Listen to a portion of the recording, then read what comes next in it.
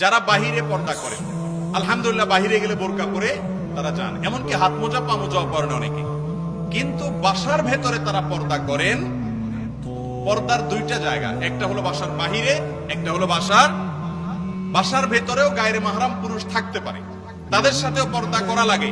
এই ধারণা আমাদের অনেক মা বোন তাদের নাই, অনেক পুরুষদেরও নাই। এবং এইটা না করার কারণে, যেটাকে খাস পর্দা বলা হয়, বাড়ির অভ্যন্তরে পর্দা বলা হয়, এই পর্দাটা না থাকার কারণে অনেক মহিলারা আছে ৫ ওয়াক্ত নামাজি, বাহিরে বোরকা পরেন, সব ক্ষেত্রে তার ঠিক আছে।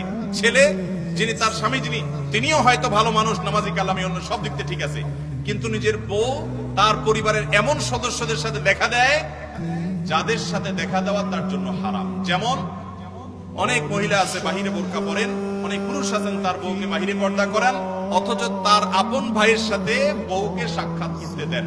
আছে না নাই? কোন মহিলার জন্য দেবরের সাথে সাক্ষাৎ করা কি জায়েজ না না জায়েজ? শুধু না জায়েজ, শুধু না জায়েজ না। নবী করিম সাল্লাল্লাহু আলাইহি ওয়াসাল্লামকে জিজ্ঞাসা করেছে একজন, ইয়া রাসূলুল্লাহ, দেবর সম্পর্কে আপনার বক্তব্য কি বা শরীয়তের সিদ্ধান্ত কি, দেবরের সাথে দেখা দেওয়া যাবে কিনা? নবীজি সাল্লাল্লাহু আলাইহি ওয়াসাল্লাম বলেছেন, আল হামু ওয়াল মাউত। আরে দেবর তো হলো মৌতের মতো, মৃত্যুর মতো। মরণে যেরকম মানুষ ভয় পায়, দেবরকে দেখে এরকম দূরত্ব বজায় রাখতে হবে, কারণ এখানে ফিতনার ভয় অনেক বেশি।